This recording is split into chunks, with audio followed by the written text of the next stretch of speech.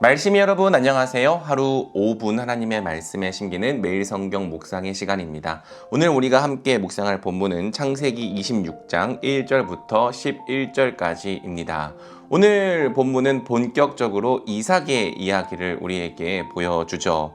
이삭의 때에도 아브라함 때와 같이 흉년이 들었습니다. 그때 아브라함이 어떻게 했는지 기억하고 계십니까? 아브라함은 아직 하나님이 어떤 분이신지를 잘 알지 못했습니다. 비록 하나님의 부르심에 순종하여 가나안 땅에 왔지만 가나안 땅에 큰 흉년이 찾아왔을 때 그는 하나님께 뜻을 묻기보다는 자신의 방법대로 살 길을 찾고자 이집트로 내려갔죠. 그리고 아브라함은 그곳에서 자기 꾀로 말미암아 여러 가지 어려움을 당하지만 그럼에도 불구하고 언약에 신실하신 하나님께서 자기를 구원하시는 것을 경험했습니다. 그 일을 겪은 뒤 아브라함의 믿음은 폭발적으로 성장했고 이후 아브라함은 굉장한 믿음의 행보를 우리에게 보여주었죠. 한편 이삭에게 같은 일이 일어났을 때 이삭도 처음에는 아브라함처럼 이집트로 내려가려고 했던 것 같습니다. 그러나 하나님께서 이삭을 위해서는 친히 나타나셔서 다음과 같이 말씀하시죠. 이집트로 가지 말아라. 내가 너에게 살라고 한 이 땅에서 살아라. 이 말씀은 눈앞에 있는 어려움과 고난 때문에 하나님께서 주시겠다라고 말씀하신 언약의 땅을 떠나지 말라는 말씀이었습니다. 네가 이 땅에서 살아야 내가 너를 보살피고 너에게 복을 주겠다. 이 모든 땅을 내가 너와 너의 자손에게 주겠다. 내가 너희 아버지 아브라함에게 맹세한 약속을 이루어서 너의 자손이 하늘의 별처럼 많아지게 하고 그들에게 이 땅을 다 주겠다. 이삭은 하나님의 말씀을 듣고 그대로 그 아래 머물러 있었죠. 오늘 본문을 통해서 우리가 첫 번째로 묵상할 것은 하나님의 약속과 언약 안에 머무르는 것입니다. 우리는 참으로 연약하여서 눈앞에 어떤 고난과 어려움이 다가올 때 하나님과의 약속, 하나님과의 언약을 쉽게 잊어버립니다. 지금 당장 내가 살기 위해서 하나님께서 나에게 머물러 있으라고 한 그 자리, 그 약속은 뒷전으로 밀어 놓은 채 내 방법대로 살 길을 찾아 나서는 것이죠.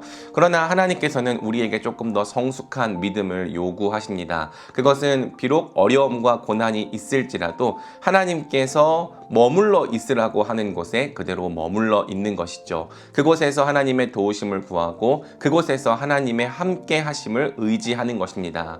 만약 여러분 우리에게 어떤 고난과 어려움이 찾아올 때 그때마다 하나님 의지하기를 거부하고 내 방법대로 살 길을 찾아 나선다면 어쩌면 그 당시에는 살 길을 찾는 것처럼 느껴질지도 모르겠습니다. 그러나 우리가 무엇을 배울 수 없습니까? 하나님께서 우리를 도우심을 배울 수 없죠. 내 방법과 내 능력, 내 지혜대로 자기 길을 찾아 나가는 사람들은 절대로 하나님께서 나를 도와주시고 하나님께서 내 인생과 함께 하신다는 것을 배울 수가 없는 거예요. 반면에 이삭이 그 흉년이 든 땅에 머물러 있었다면 무엇을 배웠겠습니까? 그럼에도 불구하고 채우시는 하나님, 그럼에도 불구하고 공급하시는 하나님을 배웠을 것입니다. 마찬가지입니다. 우리가 하나님을 믿고 그분의 약속 안에 거하며 그분의 뜻대로 고난과 어려움을 마주할 때 우리가 경험하게 되는 것은 하나님의 신실하심입니다. 그분의 공급하심이고 그분의 도우심입니다.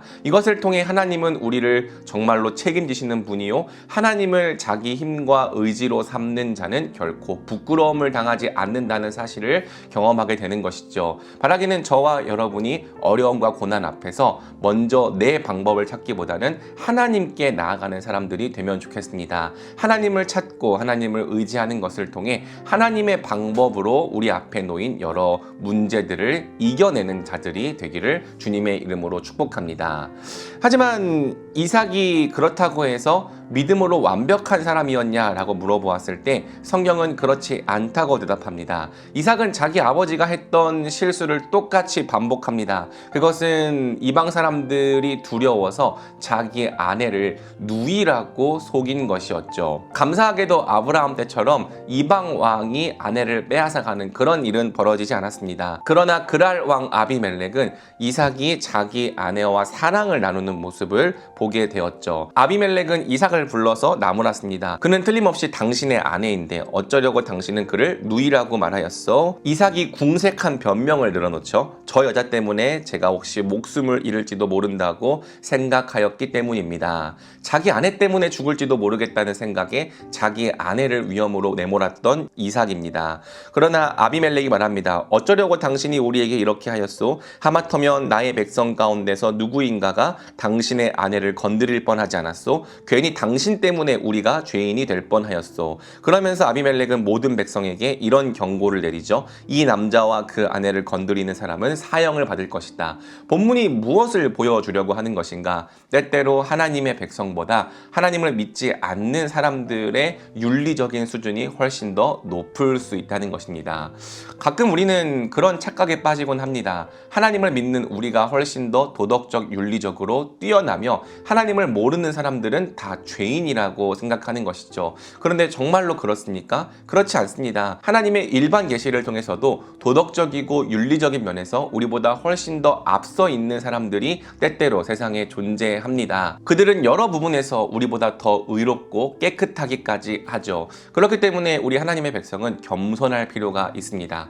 만약 우리보다 더 깨끗하고 도덕적으로 의로운 자들이 우리를 향해 책망한다면 우리가 그 책망을 겸허히 받아들여야 할 이유가 여기에 있는 것이죠. 때때로 하나님은 그분의 백성들이 거룩하지 못할 때, 신실하지 못할 때 세상 사람들의 입술을 통해서라도 우리를 책망하십니다. 하나님을 믿지 않는 사람도 이러한 상식의 수준을 지키는데 그 수준에도 못 미치는 우리를 책망하시고 우리가 죄로부터 돌이켜 회개하기를 촉구하시는 것이죠.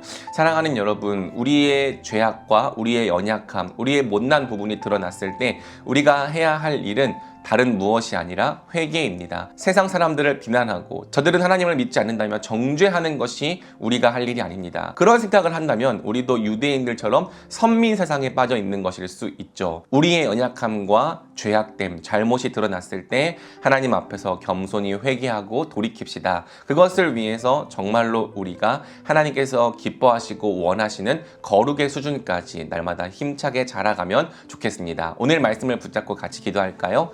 사랑해 주님, 감사합니다. 하나님은 비록 우리 앞에 어려움과 고난이 있을지라도 그 고난 앞에서 내 방법과 내 길을 너무 빨리 찾아 나서기보다는 먼저 하나님을 의지하기를 원하신다는 말씀을 살펴보았습니다. 주님, 우리가 광야에서 주님을 의지하는 법을 배우게 하여 주십시오. 주님께 나아가는 법을 배우게 하여 주옵시고 주님의 음성에 귀를 기울이는 법을 배우게 하여 주십시오. 하나님과 함께할 때 정말로 하나님이 우리 인생의 도움과 피할 바위와 산성이 되어주시는 것을 경험케 하여 주십시오. 우리의 삶 가운데 하나님의 함께 하심이 드러나기를 원합니다.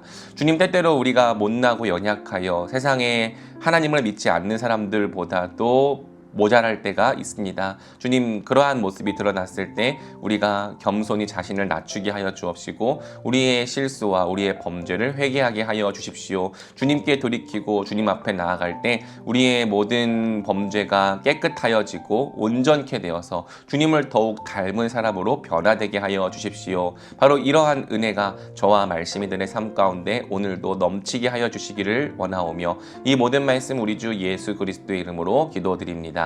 아멘.